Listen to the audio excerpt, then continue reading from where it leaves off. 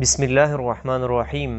ذوالحجہ کا مہینہ شروع ہے اور ذوالحجہ کا مہینہ بہت برکت اور رحمت والا مہینہ ہے۔ ان دنوں میں اللہ کو نیک اعمال بہت پسند آتے ہیں۔ ان نیک اعمال میں قربانی کرنا بھی ہے۔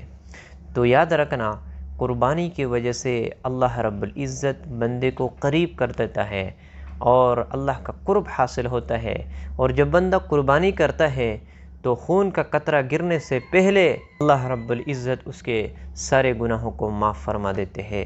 تو قربانی کی وجہ سے اللہ رب العزت بندے کو قریب کر دیتے ہیں، ان کے گناہوں کو معاف فرما دیتے ہیں، اور ہر بال پہ جو قربانی کے جانور پر ہوتے ہیں ان کے ہر بال پہ اللہ رب العزت اس قربانی کرنے والے آدمی کو نیکی عطا فرما دیتے ہیں۔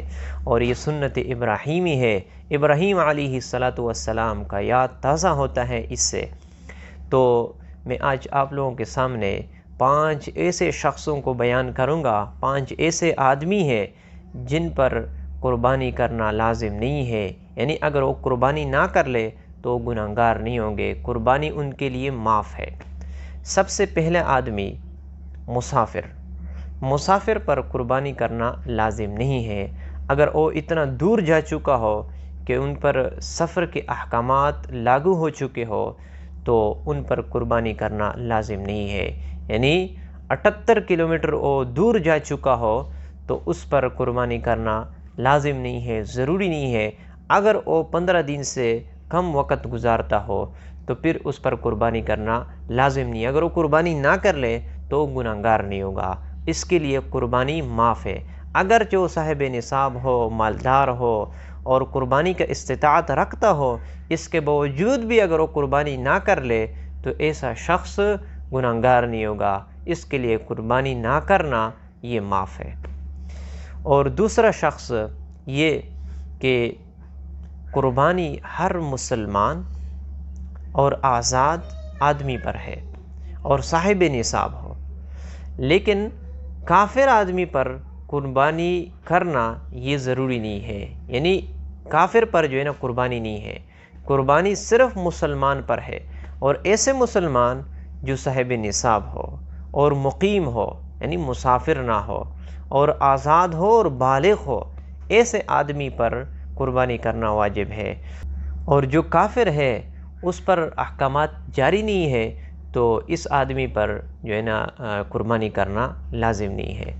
اور تیسرا شخص وہ پاگل اور مجنون ہے، اس پر بھی قربانی کرنا یہ ضروری نہیں ہے۔ تو پاگل اور مجنون آدمی پر قربانی کرنا ضروری نہیں ہے، اللہ رب العزت نے ایسے آدمی سے قربانی کو اٹھا دیا ہے، ان کے لیے قربانی نہ کرنا یہ معاف ہے۔ اور چوتھا شخص وہ غلام ہے، غلام پر بھی قربانی کرنا لازم نہیں ہے، کیونکہ ان کے پاس نہ مال ہوتا ہے نہ پیسے ہوتا ہے، اور ان کا جو خود اس کے اپنا جان ہوتا ہے وہ بھی اس کے اپنے نہیں ہوتے، وہ کسی مالک کا ہوتا ہے۔ تو ایسے شخص پر جو غلام ہو اس پر بھی قربانی کرنا یہ لازم نہیں ہے۔ اگر ایسا شخص قربانی نہ کر لے تو گناہگار نہیں ہوگا۔ اور 5واں شخص جس پر قربانی کرنا لازم نہیں ہے وہ ہے ایسا آدمی جس کے پاس نصاب کی مالیت نہ ہو، یعنی ایسا شخص جس کے پاس اتنے پیسے نہ ہو جو 52.5 تولے چاندی تک پہنچتی ہو یا 7.5 تولے سونا ہو اس کے پاس۔ اگر ایسا شخص ہو جن کے پاس یہ 2 نصابیں نہ ہو، 52.5 تولے چاندی اور 7.5 تولے سونا، اتنے پیسے یا اتنا سونا ان کے پاس موجود نہ ہو تو ایسے شخص پر بھی قربانی کرنا لازم نہیں ہے۔ اور اس میں ایک اور چیز بھی ہے کہ 52.5 تولے چاندی کی مالیت کے بقدر زائد سامان ہو۔ اگر کسی پاس زائد سامان ہو، 52.5 تولے چاندی تک پہنچتی ہو، تو بھی ایسے شخص پر قربانی کرنا لازم ہے۔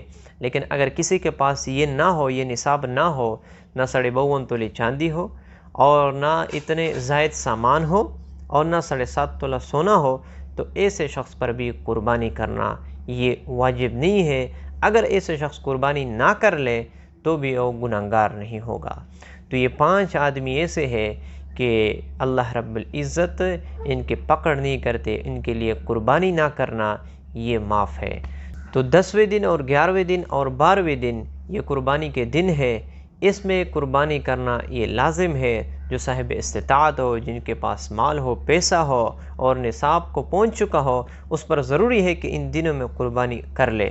اگر وہ قربانی نہ کر لے تو ایسا شخص گنہگار ہوگا۔ حضور صلی اللہ علیہ وسلم نے فرمایا ہے کہ جو شخص قربانی کا استطاعت رکھ سکتا ہو، قربانی کی قدرت رکھ سکتا ہو، اس کے باوجود بھی وہ قربانی نہ کر لے تو ہمارے عیدگاہ کے قریب نہ آئے۔ تو یہ بہت سخت وعید ہے کہ قربانی کے طاقت رکھنے کے باوجود بھی اگر کوئی قربانی نہ کر لے، یقیناً وہ بہت بڑا گنہگار ہوگا۔ اسی لیے قربانی کے دنوں میں قربانی کرنا یہ بہت ضروری ہے ان لوگوں پر جو طاقت رکھ سکتا ہو، استطاعت رکھ سکتا ہو۔ لیکن یہ 5 لوگ اللہ رب العزت نے اس پر قربانی کرنے کو لازم نہیں کیا ہے، ان کے لیے قربانی نہ کرنا یہ معاف ہے۔ اللہ تعالی ہمیں قربانی کے دنوں میں قربانی کرنے کی توفیق عطا فرمائے، اور ذو الحجہ کے مہینے کی جتنی بھی نیک اعمال ہے ان پر عمل کرنے کی توفیق عطا فرمائے۔